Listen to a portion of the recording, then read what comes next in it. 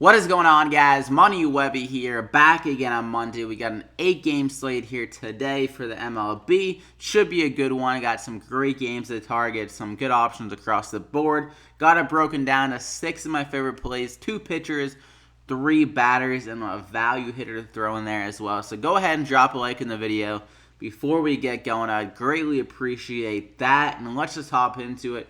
CARRASCO is going to be my first. Got 11,700. Get some nice savings off the top of Garrett Cole. I think this is a spot where he can have a great game here and really reach his strikeout potential against them. This Orioles lineup has been really struggling against right-handed pitchers throughout the year, and also they have a lot of guys in their lineup that are right-handed batters, so they're going to struggle with that righty-righty hand matchup. And also, like I said, they've been struggling against righties. A 26% K rate against them, so very high. Carrasco, he can reach his strikeout upside, like I said, get around maybe like 8 to 9 strikeouts in this game, and he's been pretty solid against right-handed batters on this year, allowing a 127 batting average so far to them. So Carrasco, another solid spot for them. He has some nice BVP against these guys. Their average is below 200 against him so far. So I think he can have another solid game here, 3 in a row, and he has a good shot of getting that W as well in this game. So Carlos Carrasco, lock him in there. For my second guy, we're going to go with the young, upcoming guy, one of the top prospects on this Dodgers team, Walker Buehler here. Nice savings for his second pitcher, and he has some good upside here going against Miami. They're only projected 3 runs against them, and he's a good strikeout pitcher. I always try to target those kind of guys, and it works out perfectly. We get a nice cheap pitcher that can get some strikeouts. I mean, it is his first major league start, I believe, so some nerves can be there, but his upside is so good at 6,200. Considering like everything you can pay for the batters and some nice value on him if he can reach that upside against a bad Marlins lineup, and he's pitching in LA, which is a great pitching environment, so it sets up here for Buehler to have a good debut in this game.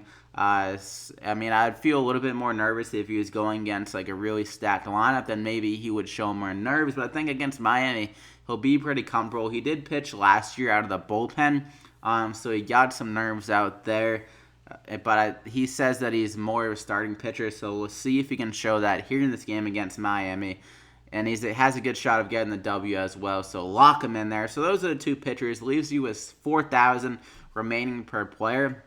And I think Buehler honestly could go for 20-plus DraftKings points, and Carrasco can approach 30 DraftKings points, so some good value there with those 2 guys. And for my first hitter, we're going to go with the top guy on the board. I mean, it's pretty chalky to mention this guy, but I just wanted to have him in this build. Charlie Blackmon, I feel like he's going to be huge tonight at 5,700. I mean, it's worth the price if we have some cheap pitchers out there. So Blackmon coming off a solid game, 3 for 5 with a home run last game in Colorado, and we just know that Coors Field, the best park for hitters, and he has some solid history against Mitchell, the pitcher for the Padres, 2 for 3 with 2 doubles, so he's showing that power against them. And this park in Colorado, like I mentioned, it's a great hitter's park, so that's a huge park downgrade for Mitchell, coming from his normal home park of San Diego to Colorado, so it's probably going to be a disaster of a game from Mitchell. And Blackmon, leading off that order, can definitely get 5 at-bats and show his power against Mitchell and go deep in this game. Already 8 home runs on the year.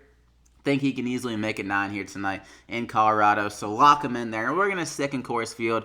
Mine as well, the hitter's paradise here. Will Myers is the guy that I'm looking at. His BVP is insane against Chad Bettis. He is 9 for 19. That's pretty good, right? But everything else, the power he has shown, 2 doubles, a triple, and 2 home runs with those 9 hits. So every time he's really getting a hit off this guy, normally it's some good DraftKings hits. Like, we're getting some solid numbers back. And he's going to be in Colorado again here. Last year, remember that Will Myers really teed off here in Colorado, so let's see if he can get it done again here. It's a huge park upgrade for him.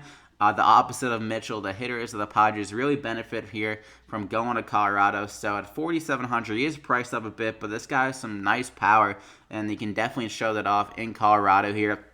He had a 225 ISO against right-handed pitchers last year, so he's definitely capable of showing off his power against Chad Bettis here, a guy that he already has his number against. So Will Myers, lock him in there. And for my third guy, Joey Gallo, another guy that has tremendous power We know that from last year, the guy was hitting home runs like every other night, it felt like. But at 3,800 here, seems pretty cheap against Trevor Cahill in Texas. A nice another hitter's park, and we had some good conditions for Joey Gallo as well. 9-mile-an-hour winds blowing to right field, so that will give his ball some extra carry. And also, the air is supposed to be pretty thin here, so that means the ball can travel through the air much easier. And we, like I said, we know that he has great power, especially against right-handed pitchers. His ISO was a 350 ISO against them last year, and he had like 34 home runs against righties last year, something like that crazy. Didn't write it down, but I think it was over 30. So great power against righties back here in Texas. One of the best hitter parks in the league. Another guy that hit a home run yesterday against Seattle at home, so I think I'll carry that over into today's game against Trevor Cahill. Not a great pitcher, and we got some great hitting conditions for Gallo. Way too cheap. Lock him in there for my value guy on this board. He's not a tremendous value, like nothing crazy, but wanted to mention this guy as well. Falls along with the average remaining salary at Kyle Seager at 3,600 in the Seattle lineup, going against a pitcher that is pretty damn bad, Miguel Gonzalez. So Seager in this 5 spot, he'll have a lot of opportunities to get those RBIs, and he hasn't been hitting very well in the season. Maybe that's why his salary is a little bit cheaper, only 218, but he still has 3 home runs, and the RBIs are there at 12, so that's good to see. He still has an upside in some of these games to reach those big numbers like 26 and 15. Around a week ago, he got there against Oakland. So in Chicago here, definitely a park upgrade compared to Seattle. And also we got some solid conditions here in Chicago for hitting, some wind blowing to right field. And also it's supposed to be pretty humid, so that will help the ball travel through the air as well. Miguel Gonzalez is one of those pitchers that gives up a lot of home runs.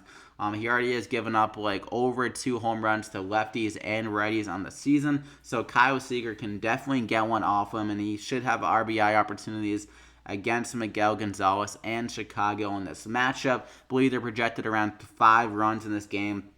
So Kyle Seager, a nice cheap price in that lineup at the 5 spot, can definitely get some RBIs, like I said 100 times throughout this. But Seager, too cheap. Lock him in there. So that gets you up to 3,500 remaining per player, and then we got some great upside with all these hitters. All of them can go deep in their matchups, which you always want in DraftKings. You always want to target guys that can just get a home run. I mean, if you hit 1 home run, you're already returning value in all these guys, and some good strikeout pitchers. The recipe for success for DraftKings. So I hope you guys enjoyed the video. Drop a like if you did. Let's try to get over 50 likes on this one, and also subscribe if you haven't already, or if you're new here to the channel, to get these MLB DraftKings picks every single day. I try to do my best to help you guys out with these plays. Hope they work out here. So good luck tonight, guys, on this 8-game slate. Let's take home some money, and we'll see you back here again tomorrow.